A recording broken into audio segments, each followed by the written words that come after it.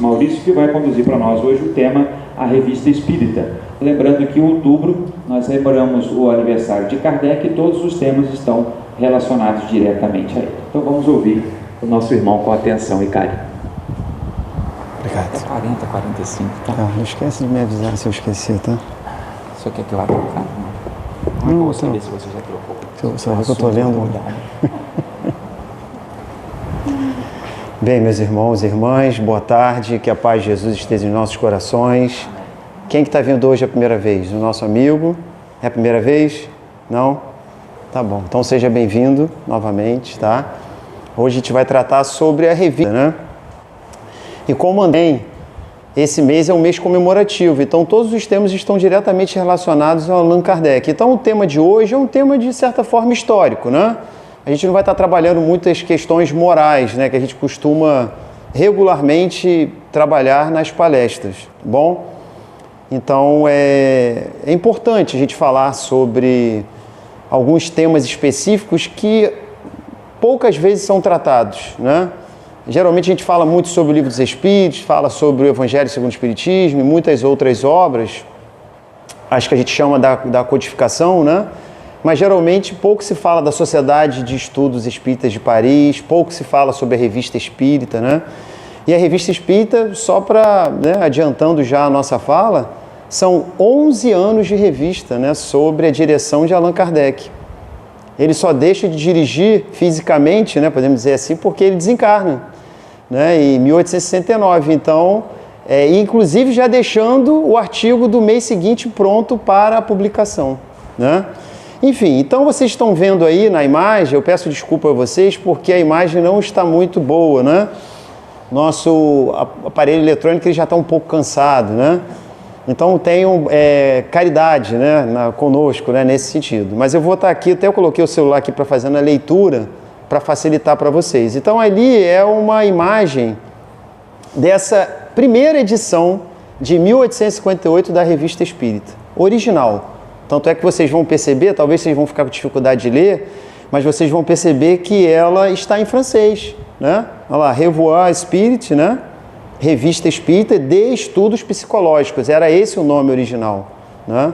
Aqui a gente conhece só como Revista Espírita, né? Porque aí é um trabalho que a Federação Espírita Brasileira fez, que Allan Kardec publicava a Revista Espírita mensalmente. Nós aqui conhecemos anualmente, né? Então, o que a FEB fez? Ela juntou todos os artigos de um ano e aí ela publicou por ano. Então, Revista Espírita de 1858, mas não era assim que Allan Kardec publicava. A publicação era mensal, tá? Com vários artigos, né? Em cada periódico, né? Então, assim, para a gente poder... Uma introdução, né? Uma rápida introdução. Tá. É porque eu estou com ajuda aqui, né? Isso, foi? Então, o que é a Revista Espírita, né? Então, ó, é uma publicação mensal, como dizemos, né? Fundada por Allan Kardec em janeiro de 1858 em Paris. Ela foi criada com o objetivo de divulgar, analisar e discutir os fenômenos e os princípios do Espiritismo, ciência e filosofia que estavam sendo sistematizadas por Kardec na época. Por que estavam sendo sistematizadas? Porque no momento que a Revista Espírita é publicada, você só havia, até aquele momento, somente o Livro dos Espíritos tinha sido publicado. E muita coisa vai acontecer ao longo desse tempo. Outra questão importante, a Revista Espírita, ela inicia antes de fundar a Sociedade de Estudos de Paris. A sociedade ela vai surgir 3 meses depois da Revista Espírita. Mas é lógico que já havia aí uma ideia casada, né, obviamente, de uma relação muito direta entre esses, né, digamos assim, entre essas duas atividades. Porque o que era a Sociedade de Estudos de Paris, né? É o primeiro centro espírita, a gente pode dizer assim. É o primeiro centro espírita do mundo, que vai ser fundada justamente por aquele personagem importante para a gente, responsável por sistematizar a doutrina espírita. Para quem está chegando a primeira vez, né, é sempre importante a gente lembrar, né? Allan Kardec é um personagem muito importante para nós espíritas, né? Então, qual foi o grande papel que ele teve? Ele é aquele personagem que organizou todos esses ensinamentos que os espíritos enviaram através dessas principais publicações que ele faz. Mas não existe nenhum culto específico a Allan Kardec como se ele fosse um espírito que a gente tivesse que cultuar, não existe isso. Tanto é que você entrou aqui na Casa Espírita, provavelmente você vai entrar em outra também, você não vai ver nenhuma imagem de Kardec com alguma vela acesa, como se fosse ali um santo sendo de alguma forma cultuado, né? Com todo respeito a esse tipo de culto de outras religiões, mas no Espiritismo não existe esse culto instituído.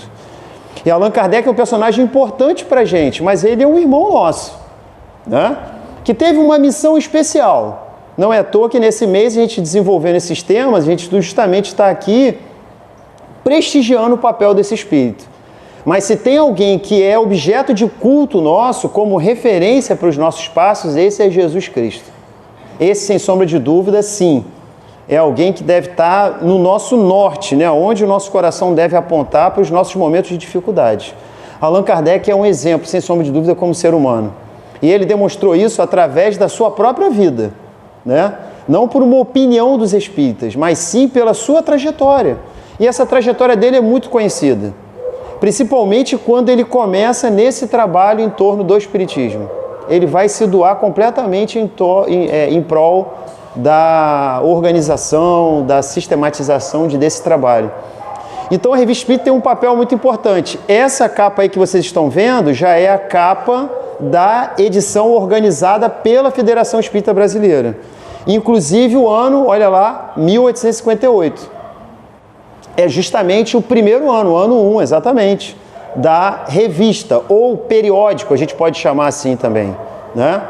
E aí alguns vão dizer, de forma equivocada, a Revista Espírita é o grande informativo da Sociedade de Estudos de Paris Espírita. Não era. A Sociedade de Estudos Espíritas de Paris tinha um boletim.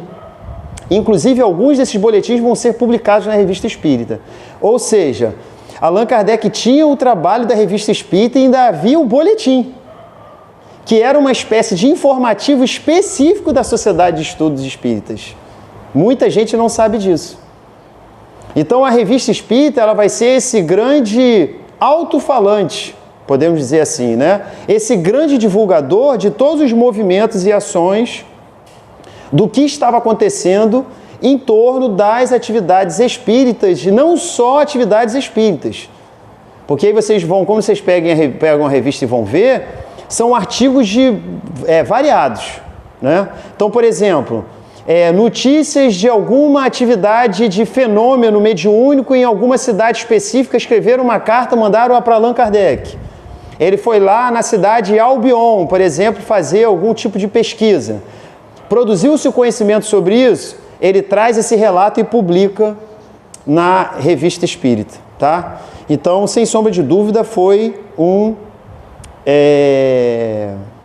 ela teve um papel muito importante. Então, ó, principais características, a gente já adiantou, edição antiga de novo, ó, a primeira, né?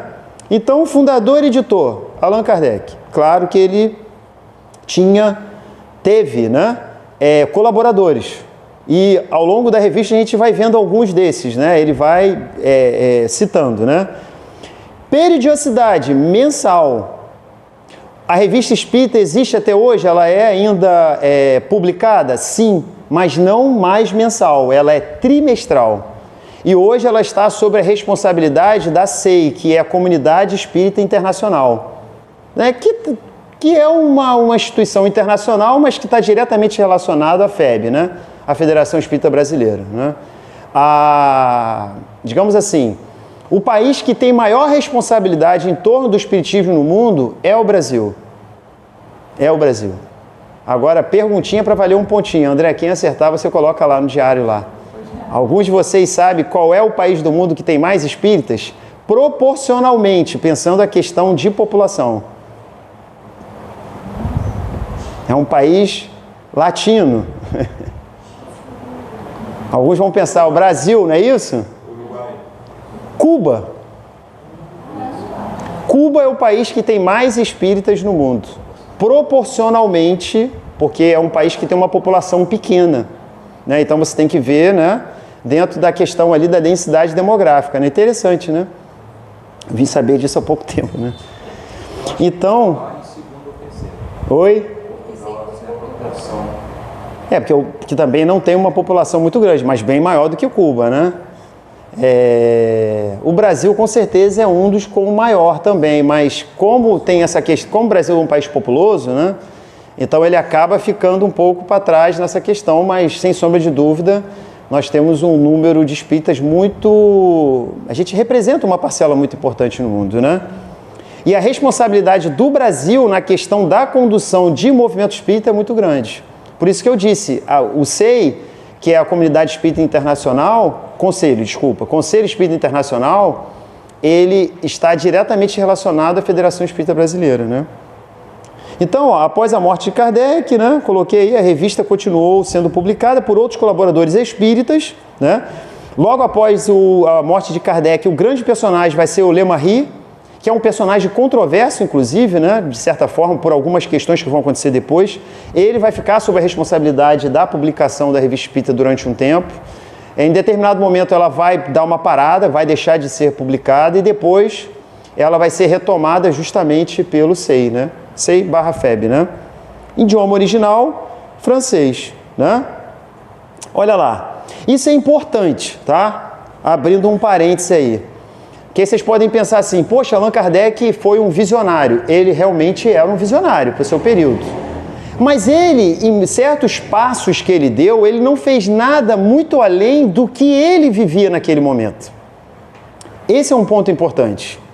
Todas as sociedades que eram fundadas na Europa, principalmente, até na América também, e em especial no século XIX, fundavam boletins ou revistas. Isso é muito comum. Sociedades científicas, sociedades ligadas à questão da área da saúde, sociedades ligadas à questão das artes. Então, assim, sociedades musicais. Por quê? Porque esses boletins revistas, que são periódicos, é a forma dessa sociedade se comunicar com seus próprios correligionários também. E também atrair novos olhares sobre aquela sociedade e aquilo que ela está se propondo a divulgar. Então, sim, isso é muito comum. A gente vai na Biblioteca Nacional, a gente vai ver as sociedades antigas, por exemplo, né? Eu estou falando isso porque, inclusive, tem uma que eu estudo, né? Que é a Sociedade de Combate à Lepra, né? Hoje, Hanseníase. Então, assim, ela começa, a sociedade é fundada em São Paulo, depois vira uma federação, cria em seguida e depois esse boletim passa a ser uma revista. Então, a Revista de Combate à Lepra e Assistência aos Lázaros, né? Era o nome da revista. Porque era o que eles fazem? Nessa revista eles publicam artigos científicos, eles publicam ações dessa sociedade, eles publicam, às vezes, até alguma curiosidade relacionada a esse movimento. Então, assim, é muito variado o tipo de publicações. Mas esses periódicos, eles são muito parecidos. Né? Vou dar um exemplo aqui, a Sociedade de Língua Portuguesa. Então você vai ver ali a trajetória como foi construída e como surgiu. E como se publicava é um modus operandi já daquele momento. E isso vai ficar claro, eu vou mostrar para vocês, inclusive, quando Allan Kardec ele faz essa pergunta para a espiritualidade, porque teve coisas que ele fez isso. Em muitos momentos ele consultava a espiritualidade. O que vocês acham? Eu devo fazer isso ou eu não devo? Ele perguntava, ele pedia apoio. No caso da Revista Espírita é um desses exemplos. Ele pede esse apoio perguntando. E ele, nesse texto, fica claro que ele temia por alguém se antecipar ao movimento que o Espiritismo ali estava fundando, né? Por quê? Porque a gente está falando de 1858. O Livro dos Espíritos, ele foi publicado em abril de 1857. Então ele começa a ficar preocupado. Porque tem aí a questão do tempo, esse time, né? A gente não pode perder em determinadas situações. E quem está na ponta, às vezes, de uma questão, ele tem que também tem que ser perspicaz. Porque se ele perde ali a oportunidade, de repente alguém poderia, inclusive, publicar uma revista com o nome. Né? Você não tem ali essa ideia de patente ali naquele momento e a proibição de você usar um nome. Então ele teme por isso, né? Então é por isso que ele vai acelerando o passo para poder fundar logo a revista espírita, tá? E aí eu coloquei esse material aí para vocês, não sei se vocês vão conseguir ler, não, impossível, né? Mas pelo menos o título, né? O título vocês vão ver, olha lá, O Eco de Além Túmulo. Esse é o primeiro periódico espírita brasileiro. Publicado em 1869. Olha que coisa interessante, né? 1869. Pouquíssimo tempo depois. Então vejam, não sei se vocês sabem, mas o Espiritismo ele entra no Brasil no primeiro estado que vai ter o primeiro movimento de Espiritismo organizado é na Bahia. Né? É na Bahia que você tem a primeira fundação do primeiro centro espírita, você já tem a fundação desse primeiro periódico, que o José Olímpio Teles de Menezes, né, que é um personagem lendário, né, de certa forma, para você compreender a história do espiritismo no Brasil. Ele que vai fundar, ele vai ser o personagem que vai fazer as primeiras traduções dos livros espíritas. E detalhe importante, esse periódico, ele é fundado alguns meses depois da morte de Allan Kardec, desencarne de Allan Kardec. Inclusive, um dos artigos é sobre o desencarne de Allan Kardec. Veja que coisa interessante, né? Então, ó, Eco de Além Túmulo, olha lá, do Espiritismo do Brasil, né? Das matérias contidas neste volume. Aí tem um índice, ó, tá vendo? Então, 1869. Então, percebam que não tarda esse movimento do Espiritismo entrar no Brasil. E aí eu estou falando de doutrina espírita, né? E de forma organizada. Por quê? Porque movimentos relacionados, né, atividades que estudam fenômenos mediúnicos, isso já circulava, essas ideias no Brasil. Isso já circulava. E outra coisa importante, o século XIX no Brasil é um momento muito importante, porque, historicamente falando, você destrava essa ideia da imprensa no Brasil. Porque a imprensa no Brasil, até determinado momento, ela era proibida. Tanto é que os jornais que circulavam no Brasil, eles vinham de Portugal, era proibido ter imprensa no Brasil. As imprensas que tinham eram clandestinas, mas imprensas oficiais, jornais, no Brasil só vai acontecer a partir de 1809, com a vinda da família real portuguesa para o Brasil. Porque aí o Rio de Janeiro passa a ser a capital do Império Português, e aí o Rio de Janeiro passa a ser a cabeça do Império. Então ele tem que criar aqui as instituições que aqui não existiam, porque aqui passa a ser a capital. Então é a primeira vez que vai ter no Brasil uma faculdade de medicina, tanto é que os filhos dos barões, por exemplo, do açúcar, do café, para fazer um curso universitário eles tinham que ir para Coimbra, porque não tinha curso universitário aqui. As universidades no Brasil, elas são muito tardias quando comparadas, por exemplo, à Europa, que são do período medieval, por exemplo, porque havia essa proibição, e da questão do jornal também.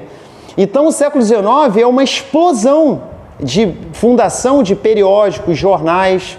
Então, o Espiritismo está na esteira desse movimento também. É importante entender isso, né? Ele não está à frente do seu tempo, ele está acompanhando ali uma realidade específica desse momento. E aí, sem sombra de dúvida, esse jornal, ele é muito histórico, ele não é pouco não, né? Porque é o primeiro periódico espírita da história do Brasil e vai surgir na Bahia, tá? Certo? E aí, o que eu disse para vocês, talvez vocês vão ficar com dificuldade lá para ler, né? Mas eu vou ler aqui as perguntas. É um texto grande esse texto. Depois eu indico que vocês busquem a leitura, é interessante. Esse texto está em Obras Póstumas. Obras Póstumas é um livro que foi publicado logo depois do desencarne de Allan Kardec. O que aqueles principais ali, né, amigos de Kardec, né, aqueles que estavam muito próximos, que eram membros da Sociedade de Estudos de Paris, e com a direção, nesse caso, Obras Póstumas, ela participou diretamente, né, da esposa de Allan Kardec, Amélie Baudet. Eles publicaram uma obra reunindo vários textos de Allan Kardec que não haviam sido publicados. Tanto é que a maioria dos textos de Obras Póstumas nem na Revista Espírita tinha sido publicado. São textos originais e novos. E alguns deles muito interessantes, né? Tem uma pequena biografia do Allan Kardec, né? De Camille Flammarion e tem muitos outros textos interessantes. Um deles é esse Allan Kardec falando sobre a fundação da Revista Espírita. Por isso que eu gosto tanto de Obras Póstumas. Porque, por exemplo, em Obras Póstumas você descobre como que foi feito o Evangelho segundo o Espiritismo, que é uma obra peculiar dentro das outras, é um projeto completamente diferente dos outros. Allan Kardec, o projeto Evangelho segundo o Espiritismo, ele foi feito a 7 chaves. Ninguém sabia desse projeto. Allan Kardec, ele termina o trabalho quando ele está de férias, porque ele está num período afastado, porque ele estava doente. Então, assim, nem a esposa dele sabia totalmente do projeto que estava sendo feito. E isso você tem certeza através das cartas que estão, uma delas publicadas em Obras Póstumas. Depois, alguns outros materiais foram sendo descobertos, né? Na Universidade Federal de Juiz de Fora tem um grupo de estudos sobre espiritismo muito bom mesmo, né? O pessoal tem feito um trabalho lá, assim, de excelência. Inclusive, trazendo a lume fontes originais que os espíritas não conheciam, que são cartas que alguns pesquisadores franceses, como Charles Campf, ele tem descoberto fazendo pesquisas nas bibliotecas lá de Paris, por exemplo. Então são cartas pessoais de Allan Kardec, por exemplo, cartas trocadas com membros da Sociedade de Estudos de Paris, cartas trocadas com a esposa. E aí alguns desses materiais, inclusive, confirmam alguns desses documentos que foram publicados em Obras Póstumas. Por que o projeto, abrindo um parênteses muito rapidamente, por que o projeto Evangelho segundo o Espiritismo foi um projeto guardado a 7 chaves? É óbvio, porque era um livro que mexia com o clero católico. Mexia com uma série de questões ali que poderiam gerar muitos problemas para Allan Kardec. Problemas esse que ele já estava enfrentando já naquele período. Porque a gente vai lembrar que o Evangelho segundo o Espiritismo ele vai ser publicado em 1864. Então são 7 anos depois da publicação do Livro dos Espíritos. Allan Kardec já estava sendo muito atacado pelo clero católico, não só francês, né? Se a gente lembrar do Auto de Fé de Barcelona, né? Que é em 62 e não vai acontecer na França, o nome já está dizendo, Barcelona, que é um ato público de queima de livros espíritas, vocês sabem dessa história, né? Que ali, né? Tendo ali detratores em torno desse processo, buscando ali de alguma forma, né, imprimir algum tipo de ação para amedrontar aquelas pessoas que tinham interesse ou eram os espíritas, ao contrário. Esse movimento da Igreja Católica em Barcelona, na Espanha, vai ter um efeito contrário. Que efeito contrário é esse? Muita gente passou a querer, de alguma forma, saber o que era o Espiritismo a partir do momento que viu os membros ali da igreja, a autoridade da igreja fazendo isso, esse ato público, né, de queima de livros espíritas. Então essa perseguição já vinha acontecendo. E aí lá em Obras Póstumas tem lá os textos que contam justamente falando sobre o projeto Evangelho segundo o Espiritismo. Que eu não sei se vocês sabem, mas no título original, Imitação do Evangelho. Quando Allan Kardec publica na Revista Espírita a divulgação da publicação do Evangelho segundo o Espiritismo, que já estava no prelo, ele coloca imitação do Evangelho. Está lá na Revista Espírita. A mudança vai acontecer ali aos 45 do segundo tempo. Por quê? Porque ali vai ter uma insistência, inclusive, do editor, né, do seu Didier, pela mudança de título que... digamos assim, seria muito melhor você colocar, né, o Evangelho segundo o Espiritismo do que imitação do Evangelho. E eu, com todo respeito aí, eu concordo com o seu Didier, né? Allan Kardec insiste bastante, que ele fala isso na carta, no Obras Póstumas. Ele fala, depois de muita insistência, né? Ou seja, ele ficou ali, né? Marcando ali território, né? Não queria mudar, né? É interessante, que eu acho que humilde da parte dele também, né? Porque, obviamente, né, ele poderia ali não falar isso, mas ele mostra ali a insistência dele em torno de uma coisa que depois ele percebe que foi o melhor fazer, né? E aí, vamos lá. Esse texto, ele é grande, tá? Tá lá em Obras Póstumas, se chama A Revista Espírita. E aí eu coloquei só algumas perguntas e fiz uma síntese, né, para não ficar aqui muito prolongado, para a gente poder ficar lendo. Esse texto, ele, obviamente, ele é mediúnico, porque Kardec está perguntando à espiritualidade, né, se ele deveria ou não publicar a Revista Espírita, o que eles tinham a dizer sobre isso. Esse texto, ele foi, é um trabalho mediúnico que acontece na residência da médium Hermance Dufour. Então, é na casa dela e ela era médium, né? E ela vai ser uma médium que vai ajudar muito Allan Kardec na questão da construção das obras consequentes. Hermance Dufour não participa do Livro dos Espíritos. Allan Kardec só conhece ela depois da publicação do Livro dos Espíritos. E aí, vejam só, Kardec pergunta, né? Ele pergunta se deve publicar ou não um jornal espírita e se terá sucesso. Olha só, pergunta audaciosa, né? Ele quer saber se deve publicar e se o jornal, né, digamos assim, vai vingar esse projeto, né? E aí quem assina esse texto é São Luís, tá? São Luís diz, sim, conseguirá com perseverança, mas deve deixar a ideia amadurecer um pouco mais. O Espírito indica isso para ele, né? E aí Kardec diz, temo que alguém me tome a dianteira. Porque, inclusive, naquele momento ali, existiam outros movimentos que estudavam os fenômenos mediúnicos, digamos assim, que também ali estavam ali, né, de alguma forma, concorrendo com o Espiritismo, com outros nomes, com outras denominações, né? Não precisa ir muito longe. O próprio Rustem, né, é um personagem importante, contemporâneo a Allan Kardec, que também estava ali fazendo o mesmo trabalho. Só que Allan Kardec, o trabalho desenvolvido, o método de Allan Kardec, você tem ali a participação de vários médiuns diferentes. Diferente de Rustem, que era uma única médium, entendeu? E é uma das críticas que muitas pessoas do movimento espírita faz sobre as obras de Rustem. Porque aí você perde um dos elementos fundamentais do método que Allan Kardec vai criar, que é a ideia da universalidade dos espíritos. Porque uma coisa é você fazer uma pergunta ali, numa reunião mediúnica para um espírito, o que é Deus? Né? Inteligência suprema, causa primária de todas as coisas. Você faz isso aqui numa reunião para o espírito. E aí essa mesma pergunta é feita para um outro médium, num outro lugar, sem que esses conhecessem. Em outro lugar diferente, em outro. E chega a carta com a mesma pergunta. Aí você vai comparando, vai pegando todas aquelas mesmas perguntas, as mesmas respostas. Isso é a universalidade dos espíritos. Ainda que às vezes as palavras não estejam idênticas, mas o sentido é o mesmo. Tanto é que na primeira pergunta do Livro dos Espíritos está lá, o que é Deus?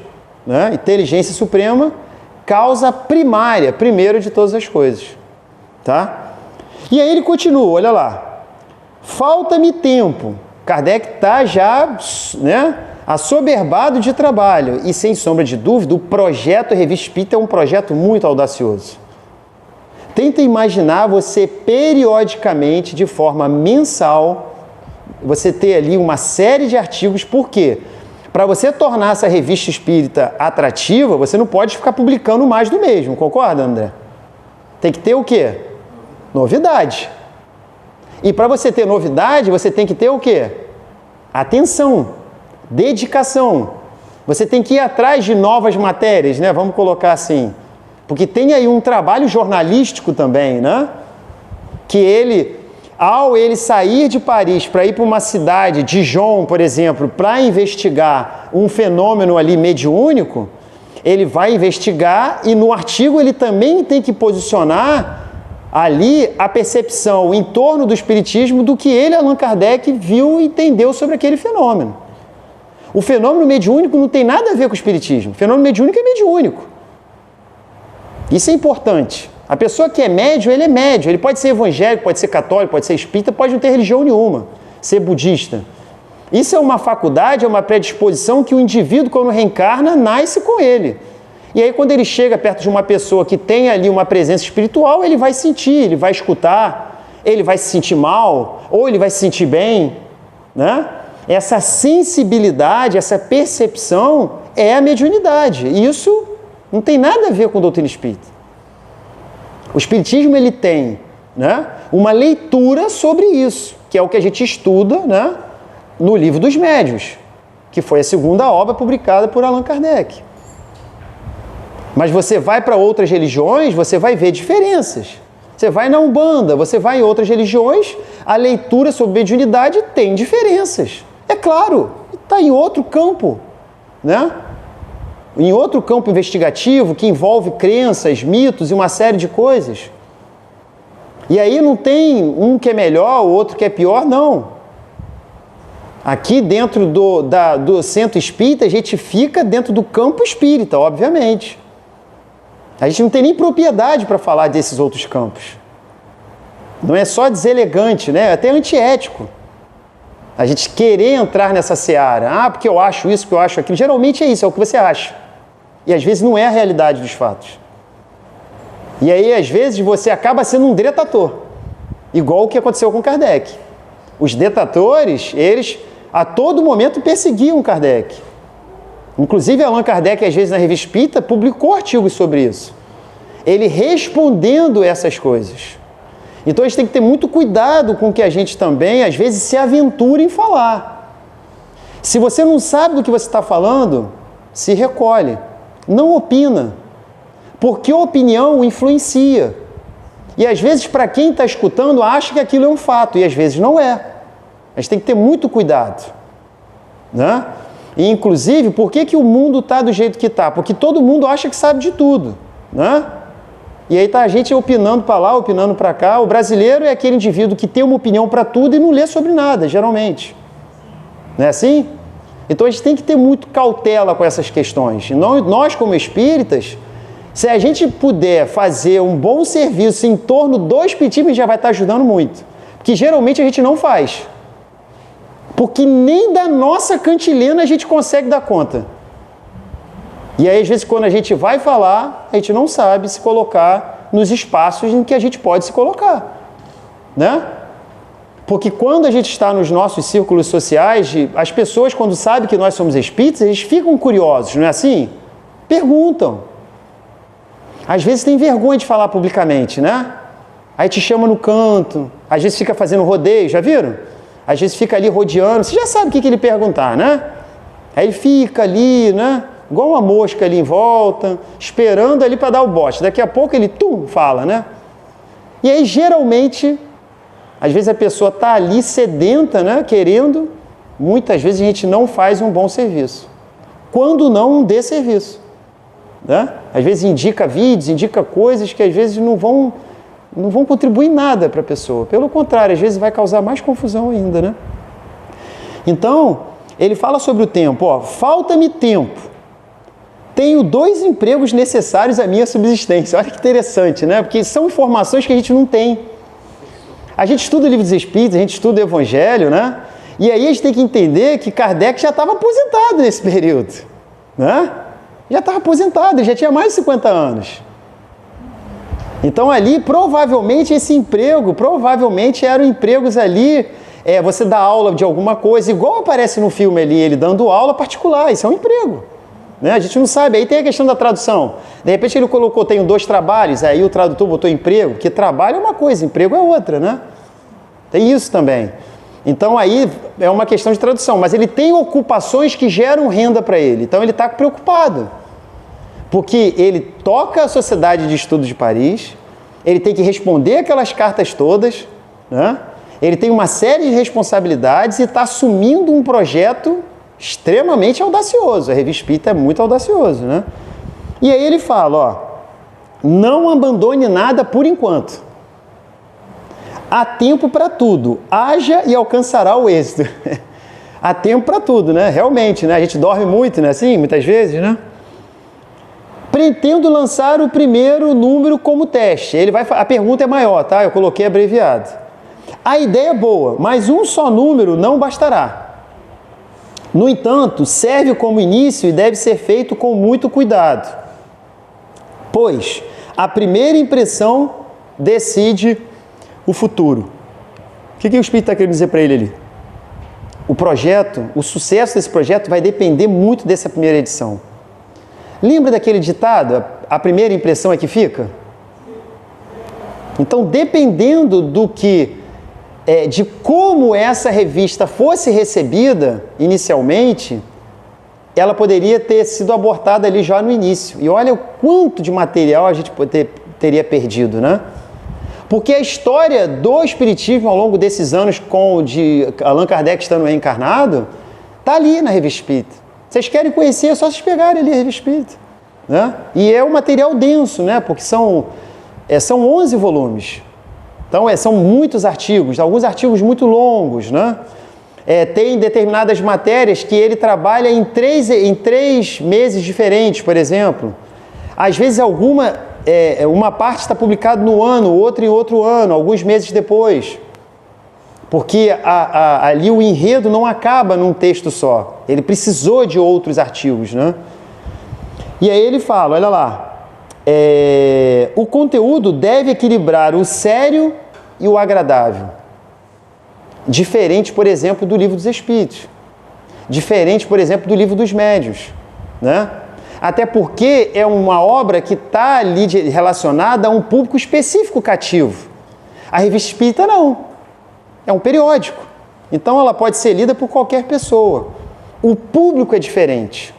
Então você também tem que ter esse cuidado. Uma palestra espírita realizada na casa espírita específica e uma palestra espírita realizada na web, ela tem diferenças. Porque na web, naturalmente, você pode captar outro tipo de público, né? Assim, entre aspas, né? Na casa espírita você já tem um público, de certa forma, já catequizado. Na web, não, você já tem um público mais plural, né?